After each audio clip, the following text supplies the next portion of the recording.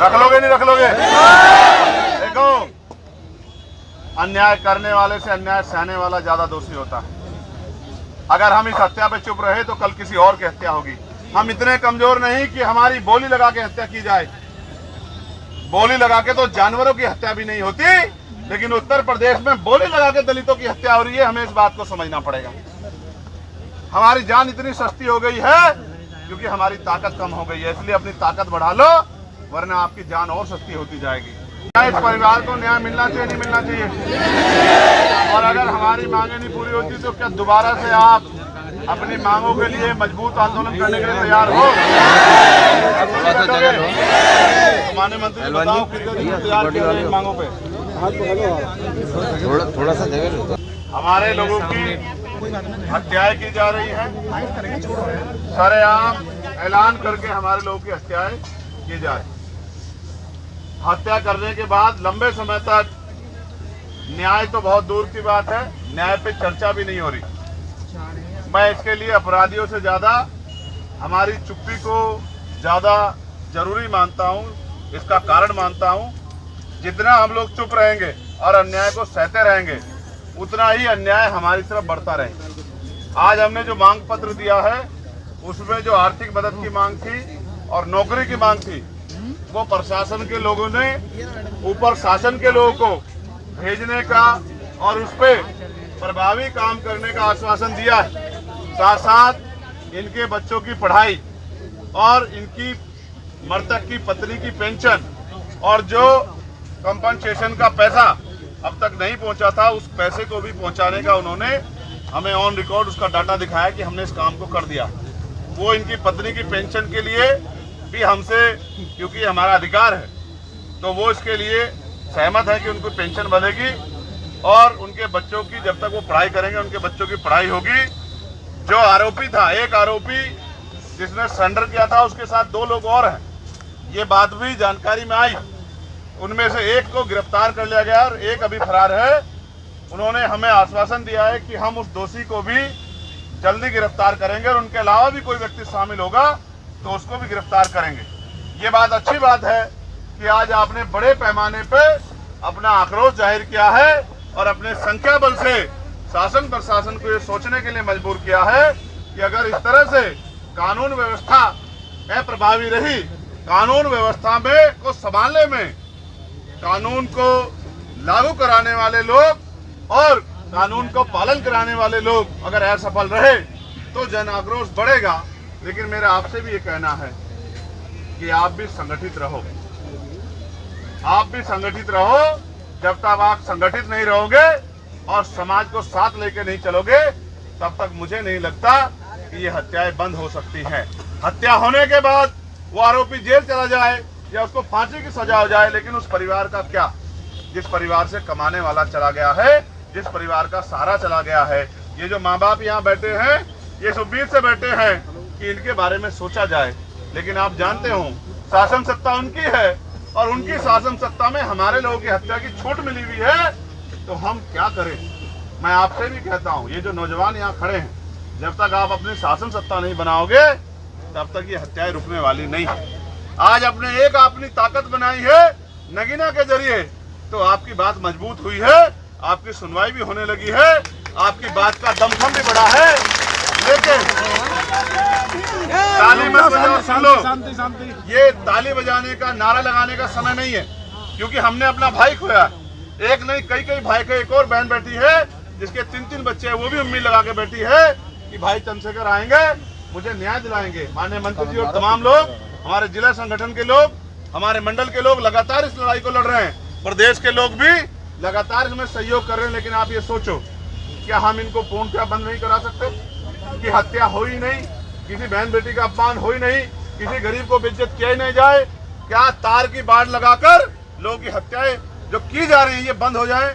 अगर हम ऐसा करना चाहते हैं तो मैं अलीगढ़ के लोगों को भी इशारे के तौर पर कह रहा हूँ, अगर वास्तविकता मुझसे प्यार करते हो, वास्तविकता में चाहते हो कि मेरी कलम में इतनी ताकत आए कि मैं उस एसएचओ को नहीं, उस एसएसपी को भी सस्पेंड करने की हिम्मत रखूं जो हमारे लोगों का काम नहीं कर रहा है, जो हमारे लोगों की मदद नहीं कर रहा है, जिसके संरक्षण में हमारे लोगों की हत्या हो रही है, तो फिर राजनीतिक ताकत देने में मदद कराओ।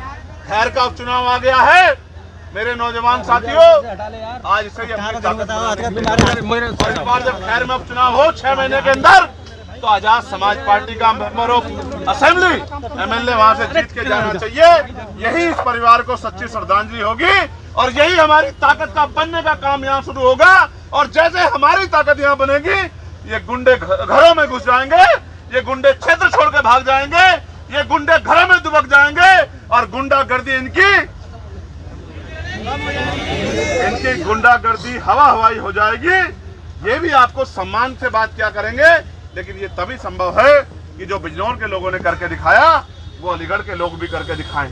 ये अलीगढ़, इसका इतना बड़ा नाम है और मुझे गर्व महसूस होता है कि यहाँ इतना मान सम्मान आप लोगों ने कमाया है, लेकिन यहाँ इतना बड़ा जुल्म हो रहा है, तो ये चिंता का विषय है और इस चिंता को आपको मुझे समझना पड़ेगा। सिर्फ नारा लगाने से या मोटरसाइकिल दौड़ाने से काम नहीं चलेगा। बिना राजनीतिक शक्ति के हम इनका मुकाबला नहीं कर सकते। चंद्रशेखर भैया,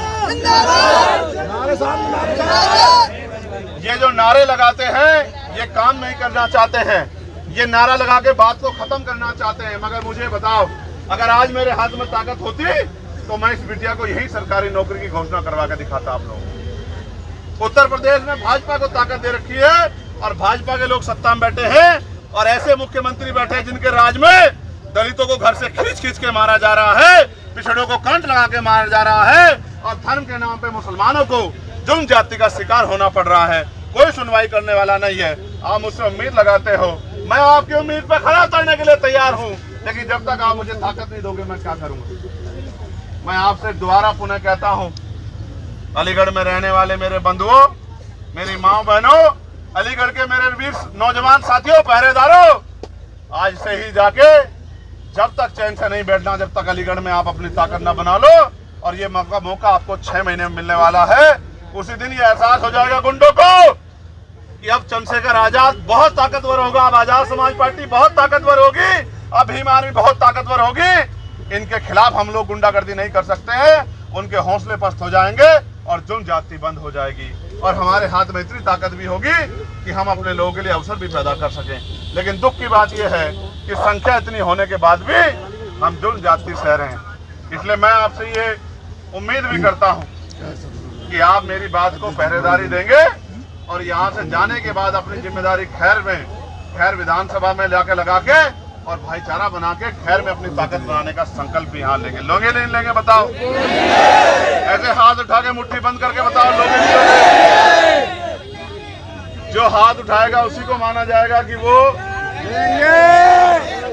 पक्का। पीछे हो जाओ, ये पीछे देखो, परेशान हो, पीछे हो जाओ। देखो, ये जुल्म जाति की बेड़ियां काटना इतना आसान नहीं है, बहन बेटियों की सुरक्षा करना आसान नहीं है, इन गुंडों से अपने गरीब परिवारों का संरक्षण करना आसान नहीं है, क्योंकि कहीं ना कहीं गुंडों को सत्ता का संरक्षण प्राप्त हो रहा है। इसलिए अगर सत्ता संरक्षण को तोड़ना है तो पहले उनसे राजनीतिक ताकत छीननी पड़ेगी और राजनीतिक ताकत छीनने से काम नहीं चलेगा, राजनीतिक ताकत अपने हाथ में भी लेनी पड़ेगी, तभी काम चलेगा। और आप जानते हो कि कभी मैंने आपको निराश किया? 3 दिन पहले आपने सूचना भेजी, मैं सारे काम छोड़ के चला आया, क्योंकि मेरे लिए राजनीति बाद में है और मेरा समाज पहले है। इनका एक एक आंसू मेरे दिल में खून की तरह बहता है। मुझे तकलीफ होती है कि मेरे लोगों पे कितना जुल्म हो रहा है, लेकिन आप बताओ, क्या आप मुझे जब ताकत नहीं दोगे तो मैं क्या कर पाऊंगा? कहां लड़ूंगा अकेला अकेला? आप बताओ। आज अगर हमारा आदमी असेंबली में होता तो ये मामला असेंबली में उठता और मुख्यमंत्री से जवाब मांगा जाता कि किस तरह से गुंडों को संरक्षण देकर दलितों की हत्या करवाई जा रही है, ये सवाल पूछा जाता, लेकिन कोई है नहीं वहां मेरा, तो मैं क्या करूं? इसलिए मैं आपसे आग्रह करता हूं, मेरी तकलीफों को समझो। मैं सुख सुविधा के लिए राजनीति नहीं करता, आप इस बात को जानते हैं। मैंने 4 गोलियां खाई और 16 महीने जेल काटी। मेरे शरीर में जितनी हड्डियां नहीं, इससे ज्यादा मुझे लाठियां पड़ी है। मेरा एकमात्र लक्ष्य ये है कि आप ताकतवर हो जाओ और बाबा साहब अम्बेडकर, माननीय काशीराम साहब का सपना पूरा हो जाए, आपकी हिम्मत बढ़ जाए और जो जानवर समझ के आप हत्या कर रहे हैं उनको भी, उनके भी दिमाग ठीक हो जाए। लेकिन ये तब तक संभव नहीं जब तक आपकी ताकत नहीं। और मैं इस परिवार से भी कहना चाहता हूँ, ये जो परिवार हमारा है, जब आपने भरोसे से हम लोग को यहाँ बुलाया है तो आप अपने आप को अकेला ना समझो, पूरा समाज आप बैठ जाओ। भाई मीडिया के साथी आपसे बात करो, नहीं तुम्हारा है क्या? मीडिया के साथ भी पीछे हो जाओ, आपके इधर बैठ नहीं पाएगा कोई, आप मीडिया के साथ इधर हो जाओ। जाओ आराम कर ले।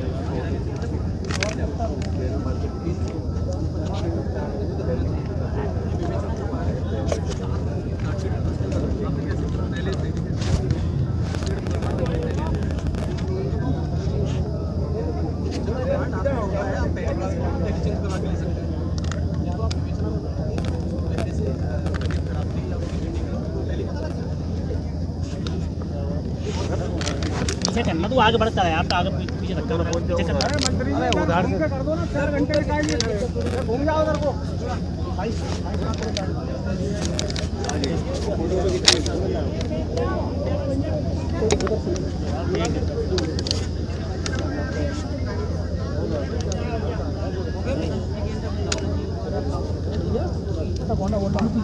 चलो।